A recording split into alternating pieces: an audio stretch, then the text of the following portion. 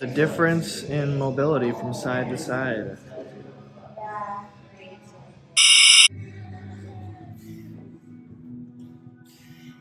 Papa Pump Alex, getting it.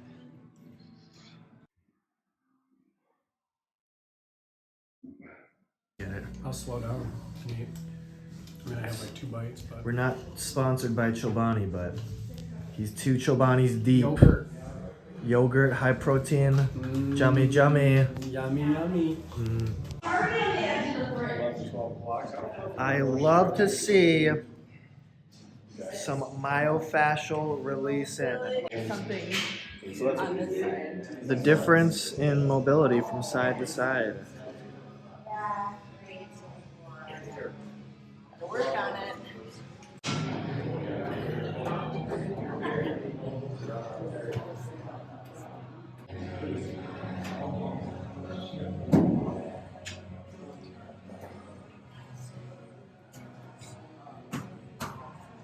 Carissa, Hi. why do you value your mobility warm-ups?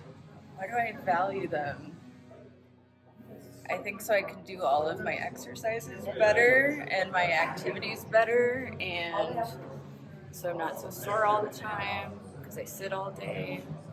So I just don't want to lose my mobility, and I actually want to make it better than it ever was now that I'm getting back in shape. So Yeah, that was why. the correct answer. Okay, Trainer Tom coming at you in an empty gym. Decided to vlog on a not very eventful Tuesday, but that's okay because I got some golden tidbits for you, alrighty? Now, what I'm about to show you is going to be applicable for both warm-ups and for just kind of the every day-to-day. It's nothing that's really particularly intense. It's meant to help you with your shoulders, alrighty? So you can use either the tube resistance bands, you know, these are more traditional and they attach to the handles a lot of the time, or you can use what is often referred to as a pull-up assist band, but I tend to prefer these actually. They're a little more durable and I actually think they're more versatile as well. But you can go either way, it's no big thing, alrighty? And don't go particularly heavy on the bands either. As a matter of fact, you should have a lighter band and you can already vary the resistance just by where your hands are placed on the band. Now, I'm going to be going over 3 movements, and they're all great. I would say the first one I'm going to show is probably the most important movement, and it's one that I have all my clients do. I call it the over-under. Now, if you're new to this, or you have particularly problematic shoulders, start nice and wide, all right? Because we're doing this. Yeah, I call them over-unders. I don't know if that's kind of a ridiculous name or not, but in the world of fitness, exercises can go by many names. I have pretty good shoulder mobility, so I'm going to hold the band pretty close together. Now there's more resistance fighting through that range of motion. And I definitely encourage, as you perform this, you know, over the coming days, weeks, months, years, whatever, you challenge how close your hands are together, all right? Because we're not really trying to, you know, hypertrophy anything. We're not really trying to break the muscles down per se, but we're trying to build strength in this range. And make it clear too, these are dynamic warm-ups I'm showing you. And some people believe that all you need to do for your warm-ups, especially in a weightlifting context, is perform lighter versions of the exercises you're gonna go on to perform heavier versions of.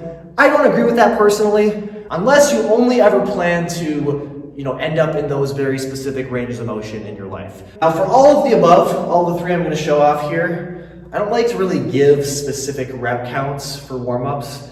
It's more just like go by feel until, you know, if you once you feel like you're properly warm, you're good. I would say, you know, ideally at least 10 reps, but that's probably too few. Again, just kind of go for it. Anyway, that's number 1. Next up, pull the band taut overhead. Again, the wider your hands are, it's going to be a bit easier. You bring them closer, there's going to be more resistance pulling, but you want to pull it taut, and then moving side to side here. Now this is mostly working to open up the lats, and that's why I call it the lat side to side, which might kind of sound redundant because lat means side, lateral side, but I call it as such because again, we're opening up the lats, aka the latissimus dorsi, and those go right up into our shoulders. So if your lats are tight, that's gonna restrict your movement in your shoulders. So again, now since this one is kind of like a more unilateral one, you might wanna make sure you're more evened out, so might be worth counting if you're paranoid about that kind of thing, but so that's number 2. Number 3 is a bit more common, and it's just a simple band pull apart. And I hate to be, a complete broken record here, but again, it's gonna be easier the wider your hands are, not a lot of resistance, not a lot of range here. And that's totally fine, again, if that's the point you're at, but over time you wanna challenge it to create a bit more resistance. Not really trying to break anything down, not really trying to break the muscles down, not trying to hypertrophy. We're just trying to either open up the areas, mobilize the areas, and or activate the areas. So this one in particular is mostly trying to activate our rear delt and upper back. So yeah, those 3 movements, if again, you can do that as part of your warm-up for any workout that's going to involve a lot of shoulder, and or you can use it just kind of on a regular basis if you tend to have really tight, stiff, achy, painful shoulders. Alrighty? So don't say I never did anything for you. Here's a little extra something for you. If you don't happen to have bands or you just don't want to use bands for whatever reason, you can do the first 2 movements with the mobility stick instead. As you can see, perform your over-under with a more rigid sort of modality. And then of course the lat side to side, same sort of deal. But you can't really do a pull apart, unfortunately. So don't fear bands, but just wanted to show you that you can in fact use other modalities as well. We had somebody come and crash the party. Ooh, crash the party. This is my favorite kind of party, man. I love this. It's good. It's not bad. Yeah, It's hopping in a sense. Private gym. What's up, Tom? How you doing, man? Oh my gosh, a little tired, but I think we're hanging in there. We gotta have the air flowing. Wow. Just came right off the stand there. He's so strong. He ripped it out and he's holding it with one hand. Such a large fan. I apologize. It's my number 1 fan. What's the theme for today? What have you guys been talking about? This is how I usually close the videos. That's the way it's been, hasn't it? But yeah, we've been talking about mobility related things today. That was the plan, but it's been a pretty uneventful Tuesday, as I mentioned a little earlier. Mobility. It's kind of my thing. What do you want to know? I want to know, because I'm good with it, man. Look at this, touching the toes. It's not bad. It could use a little something, but use a little something. Yeah. Exactly. Why do you think? I mean, I know what the answer is, I believe anyway, but why do you think it gets the shaft compared to, like, talk about strength, talk about cardio? Those are the 2 things that typically get spotlighted. Yeah. But I feel like the trinity is those 2 plus mobility. See, I almost forgot what I was talking about for a second. No.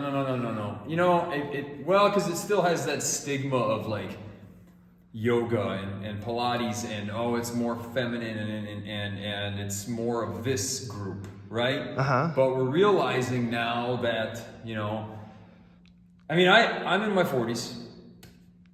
You are? Are you? No, that's what you're supposed to go. You are. I would have said 16 tops. And that was when I had a lot of mobility, right? And then something happened and it changed, but it didn't really surprise me. It didn't really come up on me like, oh hey. It actually started affecting my daily living. It affected like hiking, and it affected playing tennis with my kids and all this other stuff.